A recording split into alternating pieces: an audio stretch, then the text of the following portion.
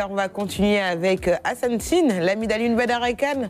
Après le jingle ou dans la foulée, on enchaîne Hassan Sine. Alors tu vas nous proposer ce matin une rétrospective de l'année 2022 pour Sénégal Numérique SA, une année sous le signe de la transformation digitale. Mais totalement, la transformation qui a commencé avec l'ADIE, qui est devenue depuis décembre 2021 Sénégal Numérique SA, donc une société nationale, une société anonyme qui cherche donc à rentabiliser de manière générale les investissements de l'État dans le domaine du numérique. Des investissements énormes, comme vous le savez, on en a un peu parlé.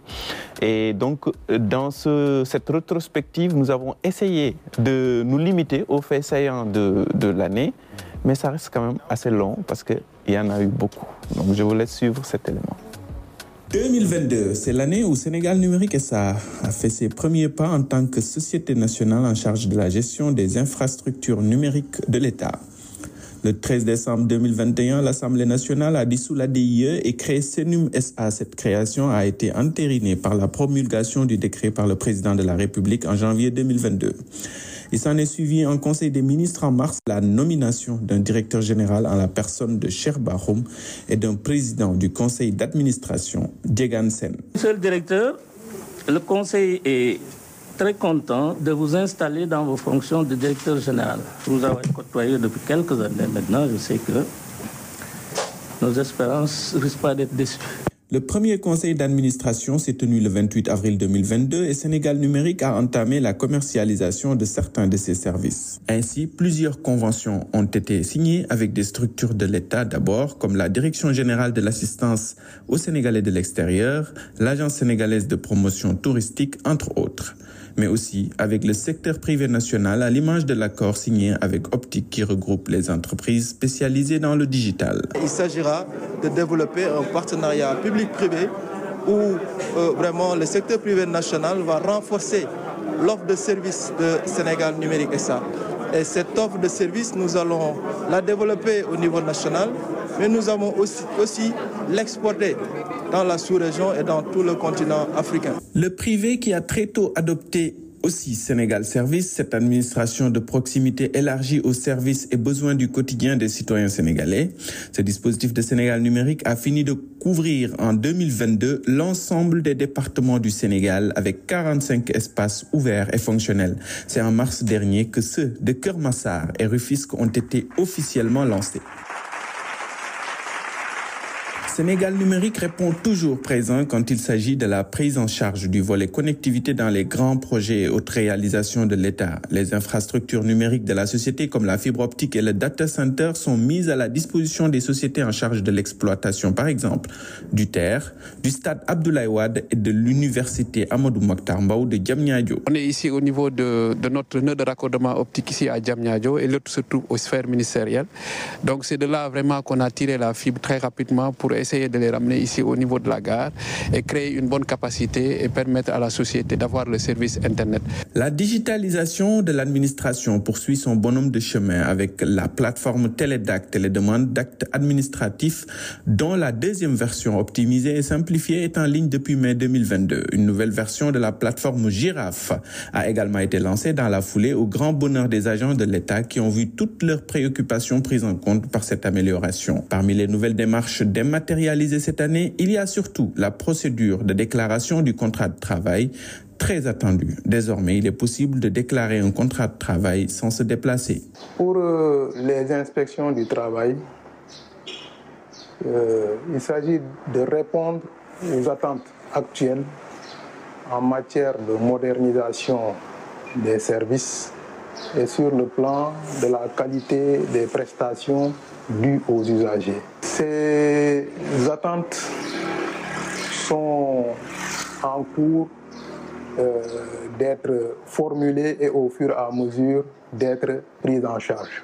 La gestion des déchets des équipements électriques et électroniques, devenue une direction à part entière au sein de Sénégal Numérique SA, a connu une nouvelle orientation cette année avec des contrats d'enlèvement signés avec des entreprises publiques et privées afin de redynamiser l'économie circulaire autour de la récupération, du recyclage et du reconditionnement des déchets de manière durable. Depuis l'installation de l'unité pilote, nous avons au moins reçu plus de 500 tonnes de déchets que nous avons de l'administration, uniquement de l'administration, compte tenu des déchets reçus de plusieurs autres sociétés privées. Donc, c'est des équipements qu'on a essayé de recycler, de réemployer et de réutiliser, n'est-ce pas, pour l'efficience énergétique, mais aussi pour lutter contre l'empreinte carbone. La sensibilisation autour de la sécurité et de la souveraineté numérique continue de porter ses fruits. Le Data Center national de Diamniadio héberge ses premiers clients pendant que la réflexion sur un cloud national a été relancée par le tout nouveau ministre en charge de l'économie numérique lors de sa visite de prise de contact au siège de Sénégal Numérique et au centre de données de Diamniadio. L'enrôlement des structures publiques dans la messagerie gouvernementale est un autre enjeu important de la souveraineté numérique.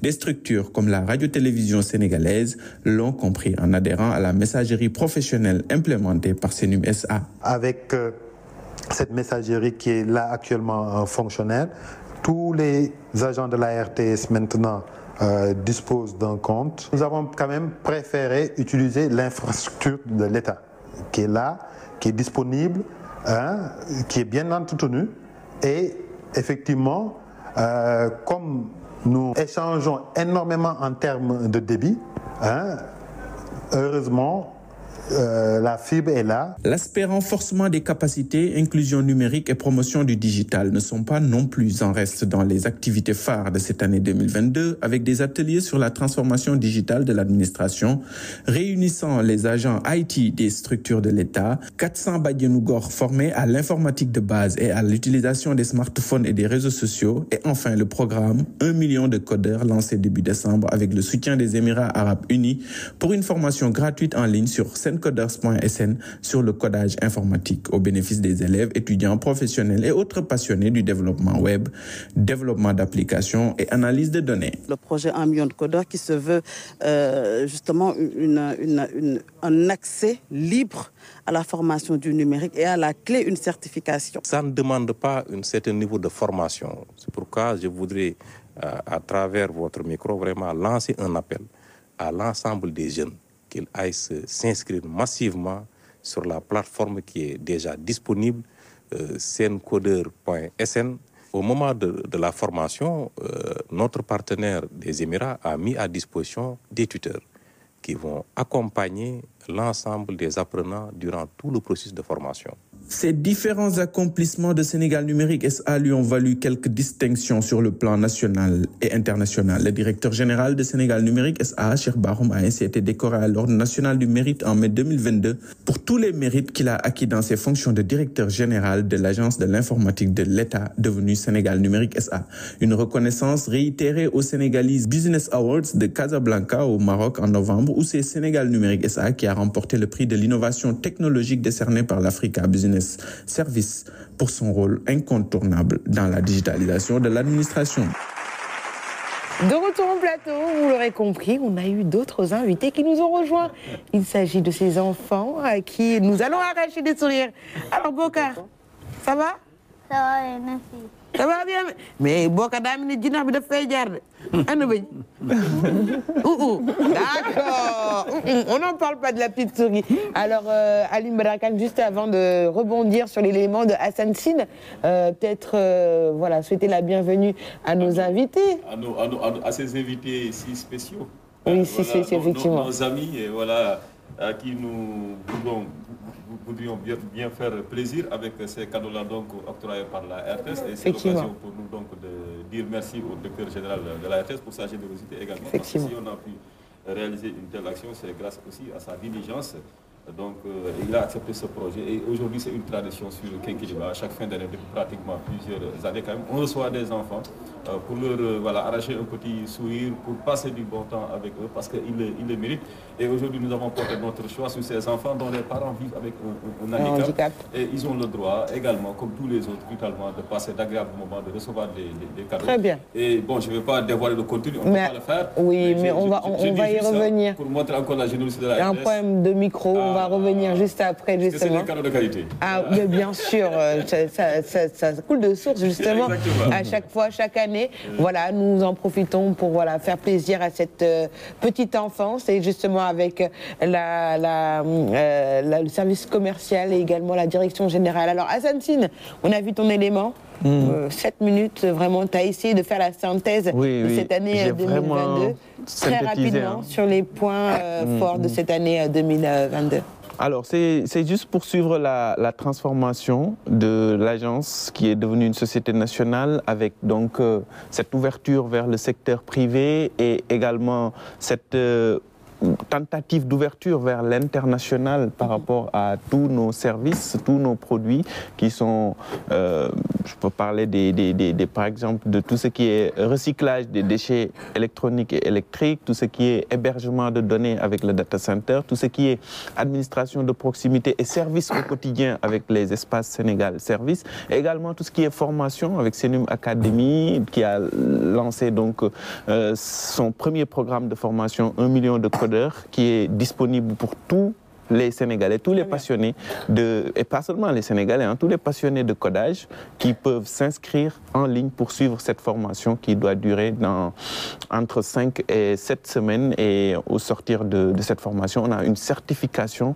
en provenance donc d'une structure reconnue et également on a pu avoir cette formation pour les Sénégalais grâce à l'appui des Émirats Arabes Unis et suite donc à une initiative du chef de l'État qui est allé donc négocier ses partenariats avec ses partenaires de Dubaï et autres. Très bien, merci beaucoup Hassane.